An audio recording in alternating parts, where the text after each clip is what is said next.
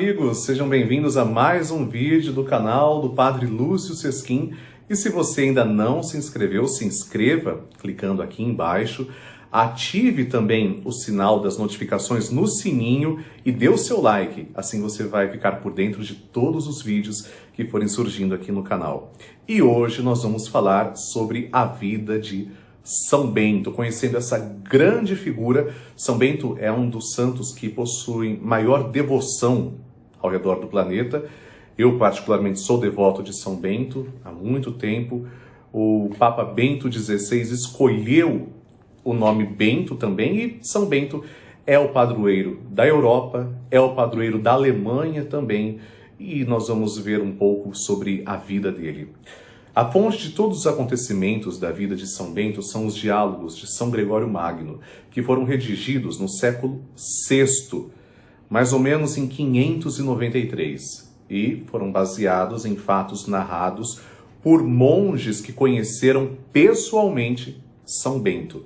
Aqui, em língua portuguesa, nós dizemos São Bento. Em outros idiomas, ele é conhecido como Benedito. Mas, por exemplo, em italiano é San Benedetto. Mas nós falamos Bento para diferenciar do São Benedito, que também é um santo muito querido. Mas como estamos no mês de julho, nós vamos falar sobre a vida de São Bento.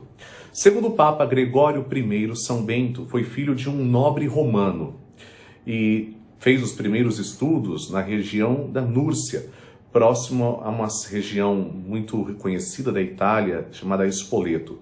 Mais tarde, Bento foi enviado a Roma para estudar retórica. Retórica é a habilidade de falar, e estudar também filosofia. Só que ele ficou decepcionado com o padrão moral da cidade de Roma. Ele abandonou a capital, então, romana, e foi para uma outra cidade, no ano 500. Vejam só, é um santo das primícias mesmo, ano 500. Ajudado por um abade da região chamado Romano, instalou-se em uma gruta de difícil acesso. Ele queria viver como eremita. Eremita, você sabe, aquelas pessoas que se retiram e passam a viver em lugares, por exemplo, no deserto, nas grutas, para uma vida de total contemplação e dedicação a Deus. Depois de 3 anos nesse local, dedicando-se à oração, ao sacrifício, foi descoberto por alguns pastores e ganhou a fama de santidade. Foi a partir daí que as pessoas começaram a visitar São Bento buscando conselhos e direção espiritual. Foi eleito abade de um mosteiro no centro da Península Itálica.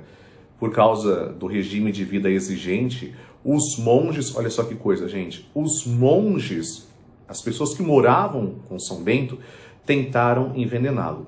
Mas no momento em que São Bento dava a bênção sobre o alimento, saiu da taça que continha o vinho envenenado, o vinho estava envenenado, dessa taça saiu uma serpente e o cálice despedaçou.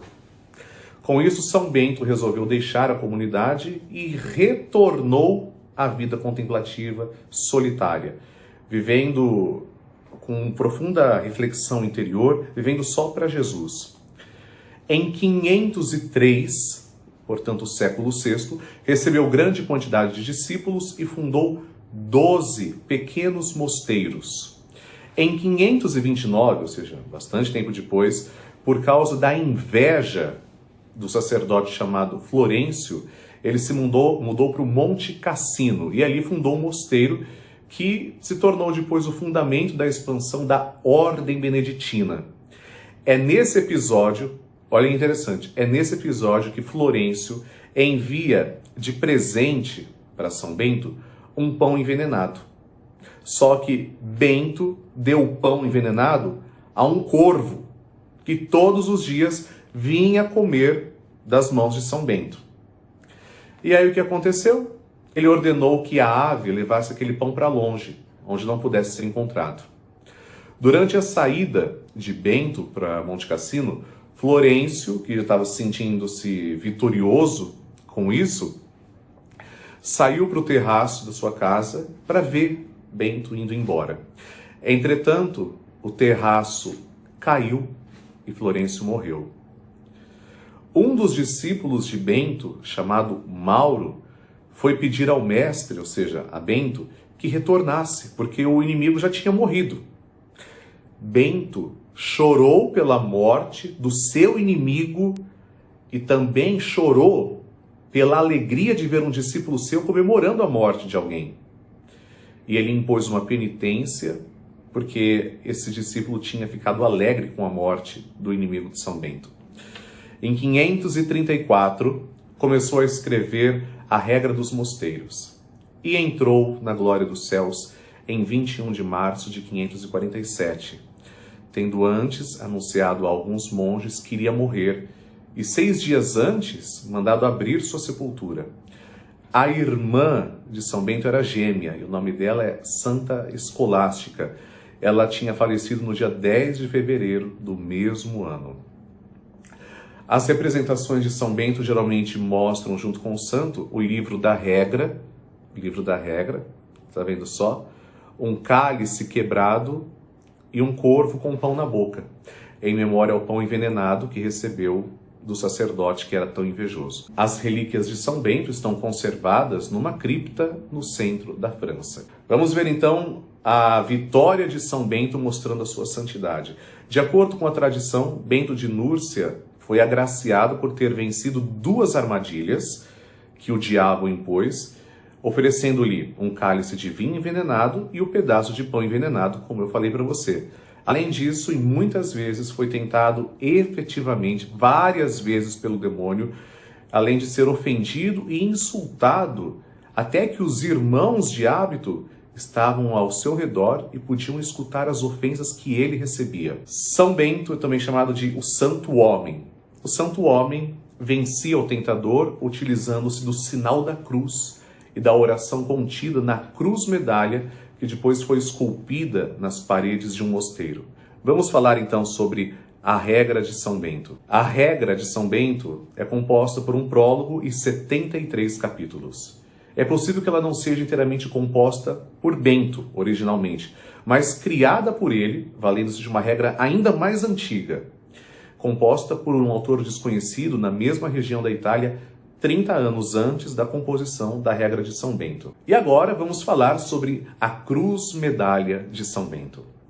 A origem da Cruz Medalha de São Bento, ela possui algumas incógnitas, não se sabe exatamente, mas o que nós temos convicção é que ela foi redescoberta em 1647 em Nuremberg, na Baviera, região do Papa Emérito Bento XVI, por ocasião da condenação de algumas bruxas que afirmaram não conseguir praticar nenhum tipo de feitiçaria ou encanto contra lugares em que houvesse a imagem da cruz, em especial a abadia de São Miguel em Metten. Intrigados com o fato, as autoridades foram averiguar o que tinha ali no mosteiro. Ao entrarem em uma das dependências, observavam nas paredes imagens da cruz, como elas estão representadas nas medalhas que nós conhecemos hoje. Na biblioteca dessa mesma abadia, encontraram um manuscrito de 1415 e que continha, além de textos, ilustrações, sendo uma delas a de São Bento, com uma cruz e uma flâmula com os versos da medalha. Crux sacra sit mi lux, non draco sit mi dux, vade retro satana, num pansuad mi vana, sunt maia quelibas, ipse venena bibas. Por esse motivo, isso é latim, estima-se que a origem da imagem da medalha situa-se ali no século XV.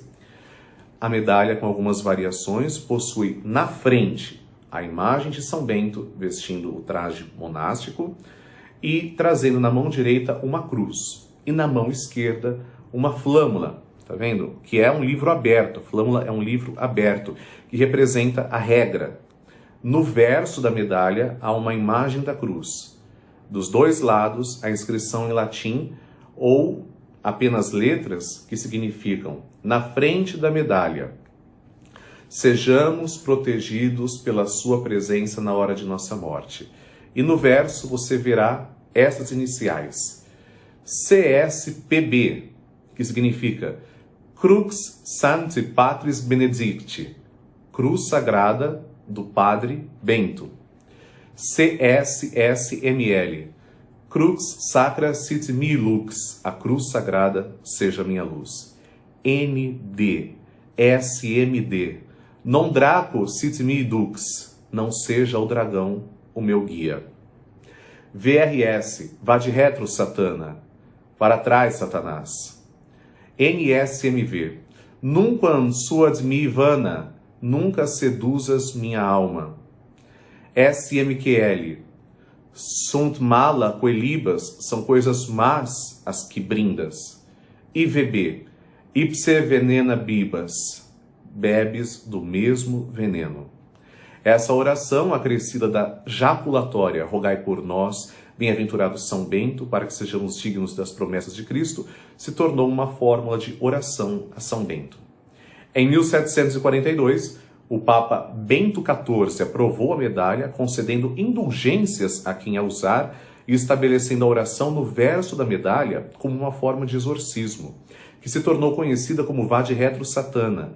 Atualmente, uma forma comum da medalha é que vemos nessas ilustrações, conhecidas como Medalha do Jubileu, porque ela foi cunhada em 1880, por ocasião do 14º centenário do nascimento de São Bento, pelos monges para a abadia de Monte Cassino. Essa medalha acrescenta a palavra pax, quer dizer paz em latim, no alto da cruz e aos pés de São Bento, e também os dizeres com a data, 1880. Meus amigos, São Bento é um exemplo para todos nós, é um grande santo, ele é venerado, nós só adoramos a Deus, venerado significa admirado, amado, modelo, exemplo para todos nós, e vamos pedir ao longo desses dias a intercessão de São Bento, não só no período de julho, mas em toda a nossa vida, peçamos a proteção de São Bento. Eu sou um sacerdote ordenado pelo rito maronita e celebro a missa com a cruz de mão.